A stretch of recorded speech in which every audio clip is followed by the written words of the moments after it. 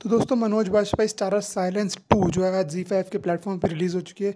ये 2021 में आई साइलेंस का ही एक सीक्वल है और आज इस वीडियो में हम इसी मूवी के बारे में बात करने वाले हैं और इसकी थोड़ी सी एंडिंग के बारे में बात करेंगे, थोड़ी सी जो पार्ट 3 की कहानी का जो हिंट छोड़ दिया गया है उसके बारे में बात करेंगे और ओवरऑल मैं आपको बताऊंगा कि ये मूवी का एक्सपीरियंस मेरा कैसा था। तो अगर अब मैं बात करूँ इस मूवी की एंडिंग की, तो भाई एंडिंग में हमें पता लगता है कि जो जो नकली सिम कार्ड्स का एड्रेस है वो पेनिनसुला प्लाज़ा ही है और वो पेनिनसुला प्लाज़ा वही एड्रेस है जहाँ पे राजीव का ऑफिस है। और राजीव कौन है? जो कुछ टाइम पहले हमें देखने को मिलता है कि एसीपी अविनाश और उसकी टीम जो है मिलने गई थी राजीव से, जो अपनी कहानी बताता है कि मुझे आज़मा जो है एक पार्टी में मिली थी, फिर हम मिलने लगे साथ साथ एक्सेट्रा एक्सेट्रा। तो वही पेनिनसुला प्लाज़ा जो है वो एड्रेस पता चलता है पुलिस को और वो वहाँ पे जाते हैं और राजीव से जब वो पूछताछ करते हैं कि अर्जुन चौहान कौन है, तो वो बताते हैं कि वो मेरा ब्रदर इन लॉ है। तो वो अर्जुन चौहान के रूम में जाते हैं, उसको अरेस्ट करते हैं और वहाँ पे अर्जुन चौहान जो है अजीब सी हरकतें करने लगता है, क्योंकि वो एक थिएटर आर्टिस्ट होता है तो काफ़ी अजीब सी हरकतें वो करने लगता है। उसके बाद हम देखते हैं वहाँ पे उसकी एक बहन भी आ जाती है और वो बहन जो है उसको बचाने की कोशिश करती है, उसको बोलती है लॉर्ड्स को बुलाओ, एक्सेट्रा एक्सेट्रा एक्सेट्रा। और फिर वो जो है अर्जुन को वहाँ से लेके चले जाते हैं, उसको अरेस्ट कर लेते हैं। लेकिन तभी जो उसकी जो बहन होती है अर्जुन की, वो अपने पति यानी कि राजीव को बोलती है किसी को फ़ोन करने को, जाओ तुमने अभी तक उसको फ़ोन क्यों नहीं किया। तो वो कमरे में जाता है और जब राजीव अपने ऑफिस में जाके फ़ोन करने लगा होता है, तो वो एक पक पक का जो है एक इशारा करता है, जो हमने इशारा जो है पहले भी करते हुए देखा है। उसके बाद हम देखते हैं कि वो जो इशारा करते हुए मनोज बाजपेयी यानी कि एसीपी अविनाश का कैरेक्टर है वो राजीव को देख लेता है। और जो आज जब अर्जुन की बहन जो है ऑफिस में एंटर करती है, उसका सामान भी गिर जाता है और वो उसके बैग में से भी एसीपी अविनाश जो है कुछ नोटिस करते हैं।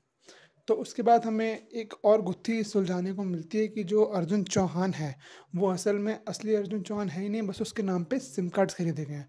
और असली अर्जुन चौहान जो है वो उसकी बहन है, यानी कि जो हमें पारुल गुलाटी का कैरेक्टर दिखाया गया है, जो जिनका नाम मूवी में आरती सिंह होता है। तो वो एसीपी अविनाश और उसकी टीम को पता लगता है कि असली कल्प्रिट जो है वो आरती सिंह है।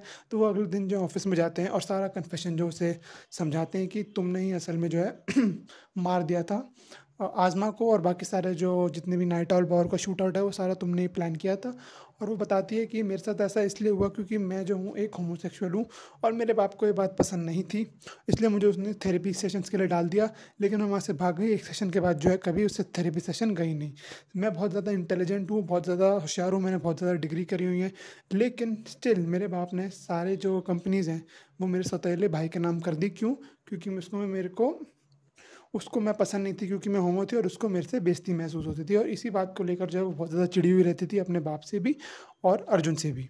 अर्जुन कौन था? अर्जुन उसका स्टेप ब्रदर था, यानी कि जो आरती सिंह है उसके बाप ने एक एक बार किसी के साथ कुछ किया था, उसका रिजल्ट अर्जुन निकला था और अर्जुन जो है उसका स्टेप बेटा बन गया और तब से उसने सारा धंधा जो है उसके बाप ने सारा धंधा अर्जुन के नाम कर दिया। तो इसी बात से जो है तंग आकर आज़मा ने ये सब मतलब जो आरती सिंह है उसने ये सब प्लान किया। आरती सिंह लेस्बियन थी और जो आज़मा थी, आज़मा एक इकलौती क्लाइंट थी जिसको आरती सिंह के साथ सोने में कोई प्रॉब्लम नहीं थी, इसलिए आरती सिंह ने ही जो है आज़मा को एज अ क्लाइंट बुलाया था। और आरती जानती नहीं थी और आज़मा जानती नहीं थी कि ये जो आरती है यही उसकी एक्चुअल बॉस है। उसके बाद वही सब सीन होता है कि आज़मा वो लैपटॉप पे वो फ़ोटो देख लेती है। उसके बाद आरती भी उसको फ़ोटो क्लिक करते हुए देख लेती है, वो उसको मुक्का मार देती है और वहाँ से भेज देती है। लेकिन अब आरती को ब्लैकमेल करना शुरू कर देती है आज़मा, और अपनी दोस्त जो उसकी दोस्त थी जो अमीषा मर गई थी उसके नंबर से जो वो ब्लैकमेल करना शुरू करती है। इसलिए उस वजह से ही आरती जो है अमीषा को भी मार देती है और उस शूट बार में जाके आज़मा को भी मार देती है।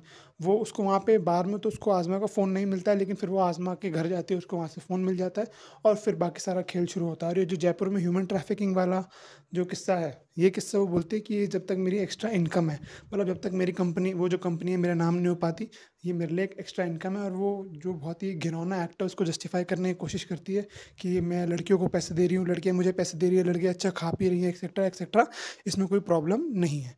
उसके बाद जो है एसीपी अविनाश का कैरेक्टर जो है उसको बहुत एक स्पीच देता है कि ये सब क्या बकवास है। उसके बाद वो एक मेलोड्रामा करना शुरू कर देती है कि मेरा जो मॉरल कंपास का डेफिनेशन है वो तुमसे अलग है और मैं बहुत ही अलग सेटअप में पली बड़ी हूँ और तुम कभी समझ नहीं पाओगे, रोने लगती है एक्सेट्रा एक्सेट्रा। फिर वो जो है वहाँ पे सबको धक्का दे के भाग जाती है, ऊपर टेरेस पे जाती है और वहाँ से नीचे कूद जाती है और अपनी जान दे देती है जेल जाने से अच्छा। तो ये केस था जो है एट द एंड ख़त्म हो जाता है। लेकिन अगर मैं ओवरऑल मूवी की बात करूँ तो यार जो कैरेक्टर दिखाया गया मतलब जो आरती सिंह का, वो मुझे उसके मॉरल्स कुछ खास पसंद नहीं आए। मतलब जिस तरीके से उसको थोड़ा बहुत जस्टिफाई करने की कोशिश की करी है, उसको मतलब इमोशनल सीन्स दिए गए उसको, मतलब ठीक है एट द एंड मार मर गई वो, उसको अपने कॉन्सिक्वेंसेस का जो है पे करना पड़ा। पर ओवरऑल जो है ये कहानी का मुझे एंड काफ़ी पहले ही पता लग गया था। जब हमने पहली बार पारुल गुलाटी को देखा था मूवी के स्क्रीन पे, तो मुझे पता लग गया था कि इस एक एक्ट्रेस को एक सेकंड के लिए सीन के लिए नहीं लाया गया, और एट द एंड यही अर्जुन चौहान निकलेगी असली।